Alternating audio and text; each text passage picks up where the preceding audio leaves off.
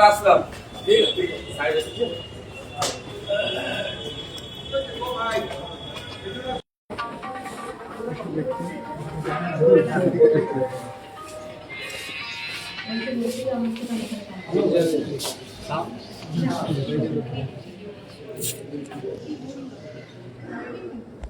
আমরা Indian secular front পার্টির পক্ষ থেকে নির্বাচন কমিশনের সিও দপ্তরে আমরা এসেছি। চলমান পশ্চিমবাংলায় যে বিষয়টা নিয়ে আতঙ্কের পরিবেশ তৈরি হয়েছে, নামের বানান ভুল, আকারে কারো ভুল, সারনেম আগে পরে থাকার জন্য বা পিতা পুত্রের বয়স 15 বছরের ব্যবধান বা 50 বছরের ব্যবধান, এই ধরনের বিষয় মাইগ্রেন্ট লেবার যারা বাইরে আছে, কর্মসূত্রে যারা বাইরে আছে, এই একাধিক বিষয়গুলো নিয়ে বিশেষভাবে যারা সক্ষম গর্ভবতী মহিলা এবং যারা অসুস্থ, যারা বার্ধক্যে উপনীত হয়েছে, তাদের হিয়ারিং নিয়ে যে ডামাডোলের পরিস্থিতি তৈরি হয়েছে, বাংলার যা পরিস্থিতি লাস্ট 2-3 দিন দেখলে দেখা যাবে একটা খারাপ দিকে এগিয়ে যাচ্ছে। এটা আমি একজন দায়িত্বশীল নাগরিক হিসাবে আমাদের পার্টি আমরা এটাকে কোনোভাবেই মেনে নিতে পারি না। সেই জন্য বেশ কিছু বিষয় নিয়ে 11টা দাবি নিয়ে আমরা আজকে সিও অফিসে এসেছিলাম। সিও স্যারের সাথে এই বিষয়গুলো নিয়ে আলোচনা হয়েছে। তিনি আমাদের অনেক বিষয়কে রিকগনাইজ করেছেন, অর্থাৎ তিনি এগুলো হওয়া দরকার তিনি বলছেন, কিন্তু এগুলো তিনি তার হায়ার অথরিটি আছেন তাদের কাছে তিনি কনভে করবেন জানাচ্ছেন। আর বেশ কিছু বিষয় থেকে আমি তাদের কাছ থেকে জানতে চেয়েছি, এই ডকুমেন্টস আকারে তাদের কাছে আমাদেরকে প্রোভাইড করতে হবে, এটাও বলে আমি এসেছি। যেমন আপনাদেরকে বলি, আমরা বলে এসেছি যারা মাইগ্রেন্ট লেবার ভিন রাজ্যে কাজ করছে, তাদের যদি ফিজিক্যাল অ্যাপিয়ারেন্স করতে বলে হিয়ারিং এর জন্য, তাদের পক্ষে সম্ভব হয়ে উঠবে না। হয় তাদের ভার্চুয়ালি করতে হবে, অন্যথায় তাদের পরিবারের কাউকে এখানে গ্রহণ করতে হবে, তার পেপারস নিয়ে হাজির হবে। ভার্চুয়ালি সিস্টেমটা যাতে আপলোড করা যায়, আপডেট করা যায়, তা নিয়ে বলছি। আমরা বলছি বিশেষভাবে যারা সক্ষম তারা কি করবে। ভোট দানের সময় আমরা দেখেছি অসুস্থ বা বার্ধক্যে যারা উপনীত হয়েছে তাদের বাড়িতে গিয়ে ভোট নেওয়া হয়। কেন এখন হিয়ারিং তাদের বাড়িতে যাওয়া হবে না? আমরা জানিয়েছি, প্রস্তাব রেখেছি প্রত্যেকটা পোলিং স্টেশনে অন্তত হিয়ারিং এর ব্যবস্থা করা হোক, সেটা এনারা বিবেচনা করবেন। কিন্তু আমরা প্রস্তাব আজকে রেখেছি।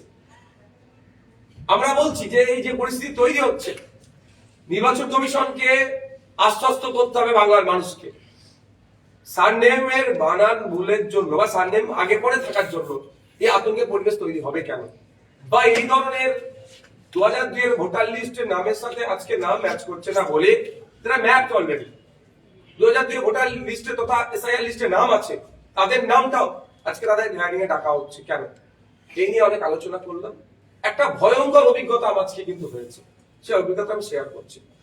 আমি বললাম যে এই ধরনের আপনারা যে এই যে মেশিনারির উপরে কিভাবে ছেড়ে দিচ্ছেন, সফটওয়্যারের উপরে, শুনলাম এআই দিয়ে হচ্ছে। তখন বললেন যে আমরা অলরেডি বিহারকে দেখি, বিহারের এই নাম এন্ট্রি করার জন্য ডেটা অপারেটর হিসাবে হোক বা 1000 ম্যান পাওয়ার ছিল, সেই অনুযায়ী এখানে সিও দপ্তর থেকে নাকি টেন্ডার ডেকে স্টেটকে দেওয়া হয়েছিল প্রস্তাব, যেখানেও এটা আপনার ম্যান পাওয়ার দেওয়া হোক, ডেটা অপারেটর হিসাবে নিযুক্ত করা হোক। সব হয়ে গেছে, ফিনান্স ডিপার্টমেন্টে গিয়ে আটকে আছে লাস্ট 6 মাস ধরে। তাহলে আমরা যে আজকে যে আতঙ্কের পরিবেশ বাংলাতে হচ্ছে, তার একটা অন্যতম কারণ হচ্ছে সেটা নামের বানান বল। তখন রফিক বানানটা যেটা ছিল আর এর ছিল, এখন আরো হয়েছে, এই ও এর জায়গায় এফ এর জায়গায় কে এর জায়গায় নিয়ে সমস্যা। দাস ডিএ ডবল এস হয়ে যাচ্ছে, আগে ছিল অরিজিনাল ডিএস। এই যে চক্কর কাটছে বাংলার মানুষ, তার মধ্যে অন্যতম একটা কারণ হচ্ছে এই আপনার সফটওয়্যারের মাধ্যমে নামকে কনভার্ট করার জন্য। এটা হতো না যদি ফাইন্যান্স ডিপার্টমেন্ট থেকে এটাকে তারা ছাড়পত্র দিত। খেলা মেলা করে হাজার হাজার কোটি টাকা রাজ্য সরকার উড়াচ্ছে, যেটা দরকার নেই সেটা উড়াচ্ছে। কিন্তু আজকে এই 1000 কর্মীকে যদি নিয়োগ করার জন্য যে টাকা প্রয়োজন যদি সরকার থেকে দিত, তাহলে হয়তো এই দিনটা আমাদের দেখতে হতো না। আর একটা যেটা আমরা চ্যালেঞ্জ করেছি, আমাদেরকে প্রমাণ দিতে হবে। আমরা দেখছি আমাদের অনেকের ইস্যু, নোটিশ ইস্যু হয়েছে আমাদের ওয়েস্ট বেঙ্গলে, 4 জন পরিবারে 6 জনের অধিক বা 6 জন সন্তানা ভাই বোন দেখিয়ে তাদেরকে নোটিশ এসছে। আমি বললাম এটা কি করে হয়? আমি এরকম অহরহ আপনাকে প্রমাণ দিতে পারবো, যারা 4 জন তাদের 6 জনের নোটিশ এসেছে। তখন আমাকে বললেন ইনি যে এমনও আছে 10 জন 20 জন পিতা দেখাচ্ছে, মানে সন্তান 10 জন 20 জন। তাহলে এটা চরম অন্যায় হচ্ছে। কিন্তু আমি চ্যালেঞ্জ করেছি যে আপনি বলছেন এর প্রমাণ আমাকে দিতে হবে। কি হচ্ছে 10% ভালো, 90% ভালো, 10% ভুলের জন্য তারা প্রত্যেকে জড়িয়ে যাচ্ছে। কিন্তু আমি চেয়েছি আমাকে মেল করবেন ওনারা, নাকি সিও থেকে আপনার ইসিআই সেন্ট্রাল কমিটি থেকে ওনারা, সেন্ট্রাল থেকে দিল্লি অফিস থেকে ওনারা চেয়েছেন আমাকে দেবেন, যে ওনাদের বক্তব্য হচ্ছে যে এমনও ব্যক্তি আছে তার 10টা 15টা 20টাও সন্তান দেখানো হচ্ছে, ফলে 6-এর অধিক যেগুলো হচ্ছে বা 6 অধিক সেইগুলোকে তারা নোটিশ পাঠাচ্ছে। এবার আমি বললাম যে আমরা 4 ভাই বোন, তাহলে আমাকে 6 ভাই বোন দেখানো হলো কেন? এটা তো দোষ আপনাদের। বলে এটা আমাদের দোষ নয়, যেটা বলেছে সেটা আমি বলছি।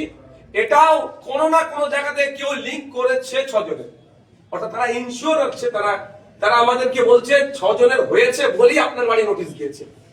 এবার আমি বলছি যে ওটা আমাদেরকে দেখাতে হবে, সেটাও আমি জানিয়ে এসেছি, আমাদেরকে যত সময় ওটা প্রোভাইড করবে। তাহলে আমাকেও দেখতে হবে যে আমার 4 ভাই বোনের জায়গায় আরো 2 ভাই বোন কোথা থেকে উড়ে আসলো। যে উত্তরকে উড়ে আসলো পরবর্তীতে আমরা বলেছি আপনাদেরকে এফআইআর করতে হবে তাদের বিরুদ্ধে, আর আমার ভাই বোন যদি আমাকে যুক্ত করছে আমিও আইনত ব্যবস্থা নেবো। সেটা তো এগিয়ে হচ্ছে। এই মর্মে আমরা 11টা বিষয় নিয়ে, 11টা দাবি নিয়ে আজকে আমরা আপনার সিও স্যারের সাথে কথা বলেছি। তারা লাস্ট যে কথা আমি বলে এসেছি যে দেখুন আর্টিকেল 326 যে ভোটদানের স্বাধীনতা আছে, স্বচ্ছতার নাম দিয়ে ওটা যদি কেউ কেড়ে নেওয়ার চেষ্টা করে আমরা কিন্তু তাহলে আইনের মাধ্যমে ছেড়ে কথা বলবো না। রাজ্যে এই যে বর্তমান পরিস্থিতি, এই যে ডেটা অপারেটর এন্ট্রি অপারেটরদের পাওয়া গেল না বা ফিনান্স ডিপার্টমেন্টে আটকে রয়েছে, বা এই যে ঘটনা ঘটছে রাজ্যে, তার মানে কি আপনি পক্ষান্তরে রাজ্য সরকারকেই দায়ী করছেন রাজ্যের এই পরিস্থিতির জন্য? দেখুন এটা দিনের আলোর মতো পরিষ্কার হয়ে গেল। তো এখানে আসা পর্যন্ত তো আমি জানতে পারতাম না। আমি আসলেন সিও স্যারকে জিজ্ঞাসা করলাম যে আপনি আমার নামের অনার ভুল কি করে করছেন, আমি মিন্স ভোটারদের, আপনি কম্পিউটার আপনি সফটওয়্যারের মাধ্যমে করছেন বলেই ভুল হচ্ছে।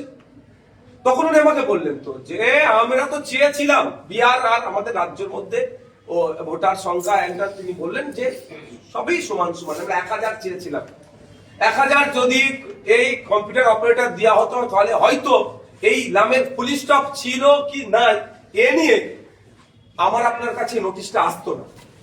রাজ্য সরকারকে এখানে দায়ী এড়িয়ে যেতে পারে না। এটা রাজ্য সরকারকে দায়ী নিতে হবে যে রাজ্য সরকার খেলা মেলা করে অপাত্রে দান করে হাজার হাজার কোটি টাকা নষ্ট করছে। আর 4 মাস কি 3 মাসের জন্য কি 4 মাসের জন্য যদি কম্পিউটার অপারেটরদেরকে কন্ট্রাক্ট বেসিসে হায়ার করা হতো তাহলে অসুবিধা কোথায় ছিল?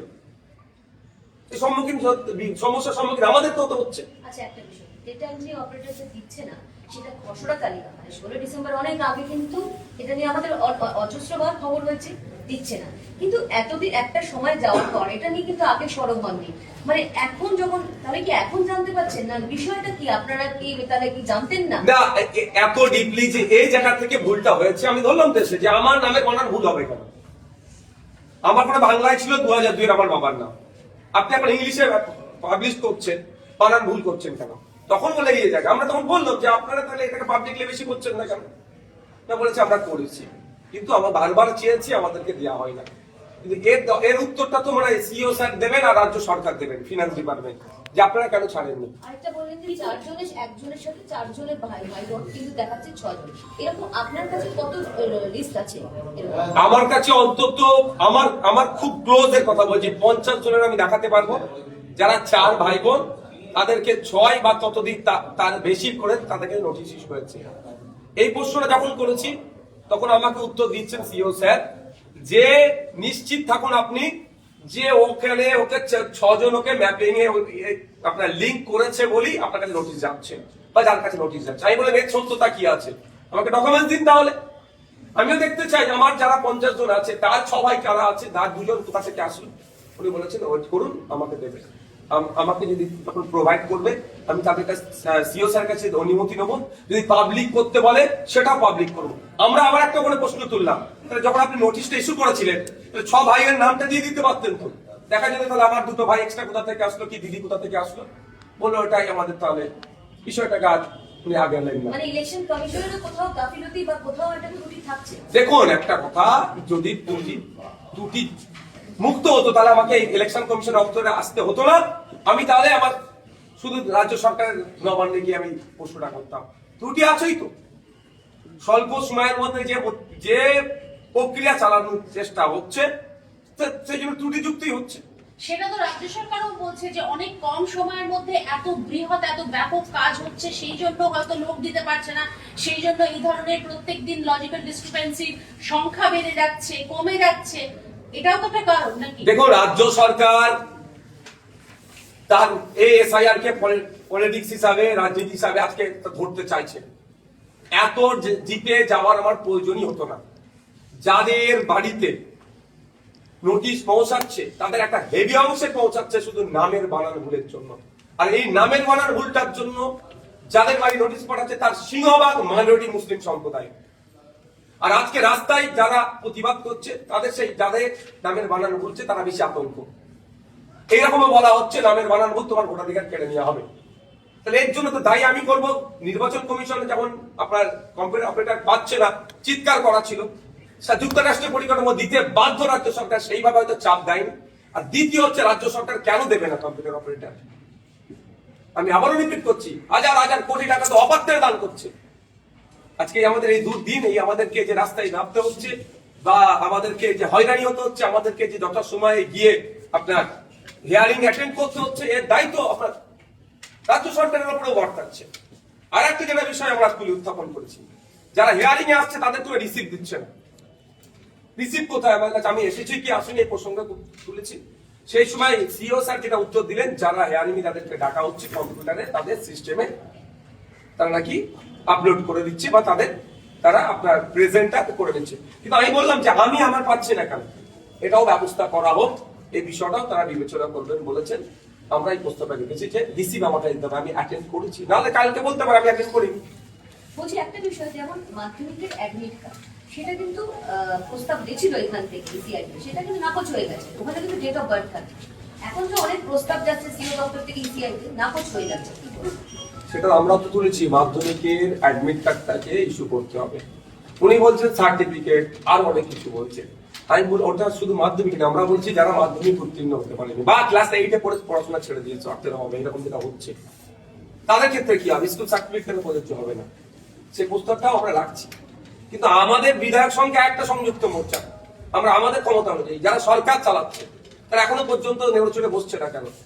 এই যে দুরবস্থা, রাজ্য সরকার পশ্চিমবাংলা বিধানসভা ডেকে একটা তো এই যে লজিক্যাল ডিসক্রিপেন্সির নামে যেভাবে হয়রানি করা হচ্ছে, এটার উপরে একটা অন্তত নিন্দা প্রস্তাব পাস করা, অল পার্টি মিটিং ডাকুক রাজ্য সরকার, যে এইটা থেকে উতরাবো কি করে। বাংলার ভোটাররা আজকে এই সমস্যার সম্মুখীন হচ্ছে, উত্তরানোর জন্য বাংলার যে সমস্ত রাজনৈতিক দল আছে সবাই অল পার্টি মিটিং ডাকা, সে কিছু করছে। বলছি এই ক্ষেত্রেও কি সেটিং? যে আপনি এক্ষুনি একটা কথা বললেন, সেটা হচ্ছে যে মাইনরিটি সংখ্যা থেকে মাইনরিটিদেরকে ম্যাক্সিমাম লজিক্যাল ডিসক্রিপেন্সির জন্য শুনানি পাঠানো হচ্ছে। এটা একটুখানি আরেকবার যদি স্পষ্ট করে বলেন।